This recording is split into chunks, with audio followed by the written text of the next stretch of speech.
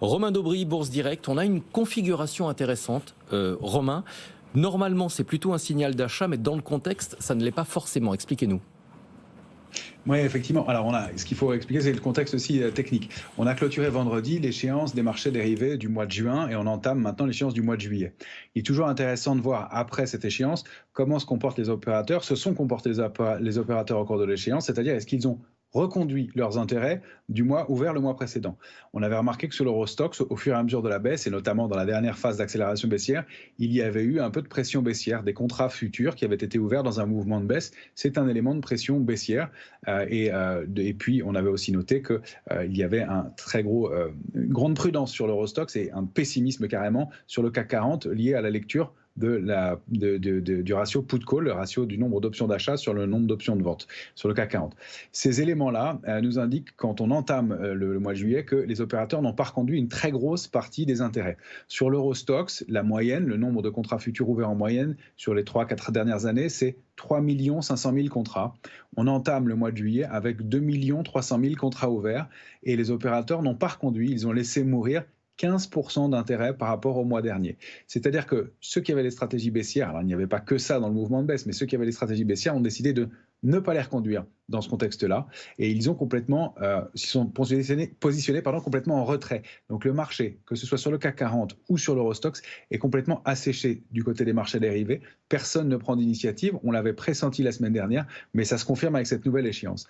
Quand un mouvement de baisse s'est produit, et que ces pressions s'en vont, fréquemment, c'est un point d'entrée. Et quand les opérateurs sont très pessimistes, et là on le mesure nettement sur leur ratio de couverture, 1,73 de couverture, ça veut dire qu'il y a presque 2 options de vente pour une option d'achat sur l'Eurostoxx, et c'est le cas sur le CAC 40, 2 options de vente pour une option d'achat, c'est ce qu'on appelle une mesure du pessimisme, et ça c'est un signal qui peut être un signal de rebond et de hausse sur les marchés, ne serait-ce que techniquement. Or, dans le contexte actuel, on sait que... Voilà.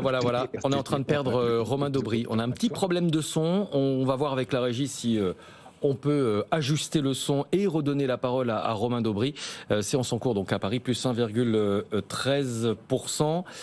On va peut-être passer à la question du jour. Où est-ce qu'on peut retrouver Romain ? Romain, est-ce que vous m'entendez ? Non, toujours pas. Merci beaucoup Romain. On va essayer de vous retrouver dans quelques minutes. La question du jour, vous savez que tous les jours on vous propose de participer à cette demi-heure. On vous a aujourd'hui interrogé sur l'actualité politique en France et la conséquence pour les marchés actions. On vous a demandé quelles valeurs, selon vous, ont le potentiel de rebondir malgré l'incertitude liée aux élections législatives. 4 choix vous ont été proposés. Les valeurs bancaires, qui, on le rappelle, ont beaucoup souffert la semaine dernière. Les concessionnaires d'infrastructures comme Vinci ou Eiffage, le Rassemblement national souhaitait au départ nationaliser les sociétés d'autoroutes. Le projet a pour l'instant été mis de côté. Les utilities comme Engie ou Veolia, on sait par exemple que le Rassemblement national souhaite imposer un moratoire sur les éoliennes, voire démonter certaines installations, ou encore Edenred en 4e position. Julien. J'ai beaucoup de mal à faire mon choix parmi les suggestions qu'on a formulées, parce qu'en vrai, à part Engie peut-être, on peut voir du rebond sur quasiment toutes ces valeurs. Je dirais que les banques, en termes de valorisation à la casse, sont peut-être ce qu'il y a de plus intéressant. Vinci est très solide, donc il y a peut-être quelque chose à jouer. Et Edenred, c'est pas une valeur qui est forcément hyper connue, mais moi j'aime beaucoup cette valeur parce qu'elle offre des protections contre l'inflation. Tout en étant en forte croissance, c'est à la fois une société de qualité en croissance qui a un problème, c'est le risque réglementaire. C'est le gros problème d'Edenred. Je vais vous dire Vinci parce que c'est la société qui rassemble qui coche le plus de petites cases, si vous voulez, sur lequel on peut se positionner à long terme.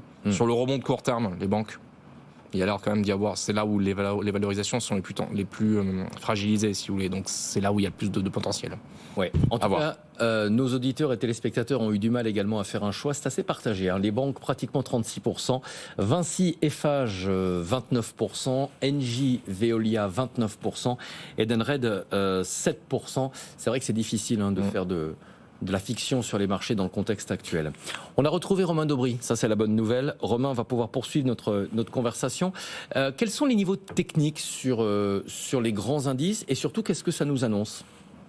Alors, Pour finir avec ce que j'expliquais juste avant, c'est qu'en fait, quand la position ouverte s'assèche comme ça après un mouvement de baisse, c'est souvent le prémisse d'un rebond de marché et que l'intérêt est disponible, le cash est disponible pour rebondir. Dans le contexte actuel, on ne peut pas vraiment faire ces paris-là et l'indice parisien s'est vraiment mis dans une configuration de prudence. Donc, en général, ce pessimisme traduit des bons points d'entrée sur le marché. C'est ce qui s'était passé en octobre 2022 ou encore en octobre 2023. Là, on va être plus prudent. Graphiquement et techniquement, sur l'indice CAC 40, on poursuit et on arrive, à mon avis, dans la zone cible du rebond idéal après le mouvement de baisse qu'on a connu la semaine dernière. Moi, je vais vous parler du futur CAC 40 échéance du mois de juillet, puisque c'est cette nouvelle échéance technique qui est ouverte. Le niveau de 7507-530 était un point d'entrée et la zone 7744-7791 sont la cible idéale du rebond. Au-delà de 7791, on neutraliserait le mouvement de baisse, mais on ne repasserait haussier qu'au-delà de 7930. Donc voilà les niveaux à surveiller et on vaut 7737 à l'instant. Donc attention à ce rebond qui pour l'instant n'est pas étayé et c'est la lecture de cette position ouverte, de la création de l'intérêt dans les jours qui viennent qui va être important. Pour nous, c'est un niveau idéal pour se couvrir à nouveau, puisque quand le marché avait trop accéléré à la baisse, c'était un peu tard. Et le rebond se poursuit aussi, il faut le dire, parce qu'on a encore un tout petit gap baissier sur l'Eurostoxx, c'est-à-dire que sur la volatilité sur l'Eurostoxx, c'est-à-dire qu'il y a encore un petit peu de place pour que l'Eurostoxx monte et que cet indice de volatilité aille combler ce gap qui est situé à 17,01. Donc encore un petit peu de détente du côté de la volatilité qui pourrait alimenter un petit rebond complémentaire sur les indices. Mais attention, la zone 7744-7791 sur le futur CAC 40 nous semble un bon niveau pour se protéger ou reprendre, si on est plus agressif, des stratégies baissières pour ensuite cibler au moins les points bas récents et plus on le verra par la suite. Romain, Julien Marion, une question pour vous. On s'est beaucoup interrogé sur la trajectoire météoritique de Nvidia. On a beaucoup parlé des fondamentaux. Qu'est-ce qu'il en est de la configuration technique du spécialiste des processeurs graphiques ? Merci Julien de la question parce qu'elle est effectivement très très intéressante en ce moment. On a détecté, alors pour ce qui est de la partie graphique, il y a un élément technique aussi lié à l'échéance des marchés dérivés. Il faut expliquer qu'il y avait une position ouverte, un nombre de contrats d'options sur Nvidia qui était colossal. À titre d'exemple, dans la soirée de jeudi soir, rien que sur 2 prix d'exercice, les prix d'exercice sont les prix auxquels les opérateurs sur les options choisissent de faire leurs opérations, eh bien il y a une trentaine de prix d'exercice disponibles sur le mois en cours. Bien rien que sur 2 prix d'exercice, le prix d'exercice 130 et le prix d'exercice 135, il s'est échangé dans la séance 8 milliards 150 millions d'euros de valeur de Nvidia en nominal. Je vous rappelle qu'une journée de bourse correcte à Paris, c'est 4 milliards. Donc imaginez les enjeux. Le mouvement de hausse, il a été alimenté aussi par cette spéculation haussière sur les marchés dérivés. Ce qui veut dire que les arbitragistes qui ont fourni des contrats d'options, des contrats d'options aux acheteurs ont en contrepartie dû acheter les titres, ce qui a alimenté cette hausse. Eux, les arbitragistes, ils n'ont pas de sens. Ces market makers qui alimentent le marché, qui permettent de rendre ces marchés d'options liquides, ils n'ont pas d'intérêt directionnel. Au fur et à mesure qu'ils achètent, qu'ils fournissent l'intérêt, ils achètent les actions en contrepartie, ils n'ont pas d'exposition. Mais reste qu'au moment de l'échéance, quand les contrats meurent, eux, ils sont toujours couverts sur le mois suivant, mais ils ont une énorme position en action. Cette position en action, il va falloir la déboucler, et la déboucler probablement gentiment. Et c'est ce probablement à quoi on assiste déjà, puisque le titre a perdu 13% par rapport à ces points hauts.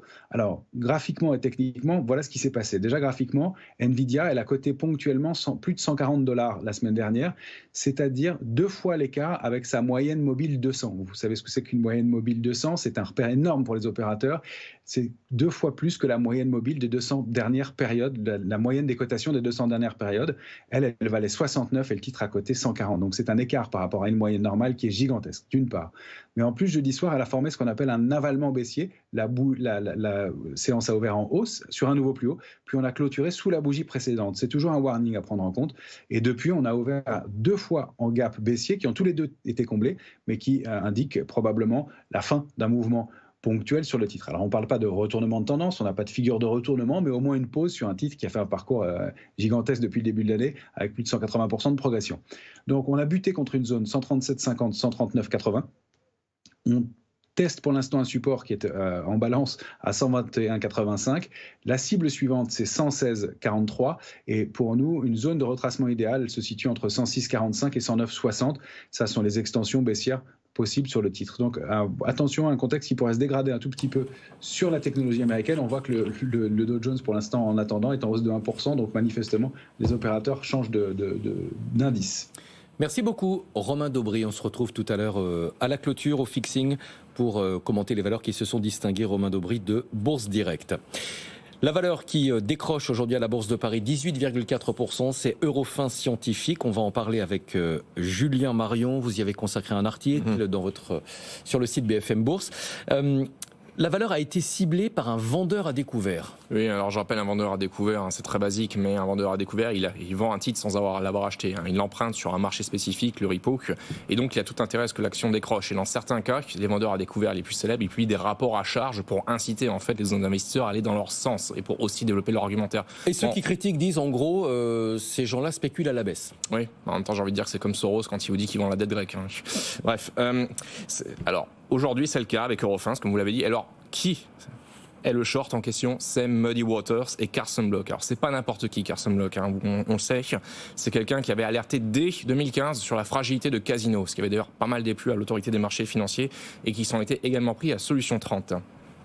Ouais, et c'est intéressant. Mais du coup, qu'est-ce que Muddy Waters reproche à Eurofins Scientifique? Il y a pas mal de choses en fait. Si vous voulez, ils redoutent en fait. Alors le terme qu'ils emploient exactement, et je vais citer, je précise que c'est pas mes termes, qu'en fait le dirigeant fondateur Gilles Martin et sa famille, qui détiennent à peu près 32% de capital, siphonnent l'argent pour se bâtir un empire immobilier. Mais en fait, il n'y a pas que ça. Ils mettent aussi en doute la comptabilité sur le cash. Ils estiment qu'elle est confuse, inexacte et qu'elle pourrait même être, disons, artificiellement flatteuse. Il n'y a pas que ça. Il y a le contrôle interne. Ils estiment qu'il est déficient. Ils s'interrogent aussi sur les dépenses d'investissement, ce qu'on appelle les capex en anglais, qui pourraient se servir en fait pour gonfler artificiellement les revenus. Et aussi la politique de fusion-acquisition sur laquelle ils sont très dubitatifs. Bref, tout un ensemble de choses. Alors, on va quand même préciser que nous ici, on n'a pas les moyens, on n'est pas en mesure de vous dire en fait si c'est exact ou pas. Ce sont les affirmations qu'on expose. On a appelé la société Eurofins, qui ne nous a pas répondu à l'heure où on a rédigé cette chronique. Donc voilà, toujours à prendre avec des pincettes. Mais voilà ce que Muddy Waters reproche à Eurofins. Donc gros gadin aujourd'hui à la Bourse de Paris, ça n'est pas la première fois que le titre est attaqué. Non, c'est d'ailleurs ce que dit la banque Jefferies, qui couvre la valeur. Elle dit, c'est dans l'ensemble, en fait, tous les thèmes qui sont mis en avant par Muddy Waters, une grande partie avait déjà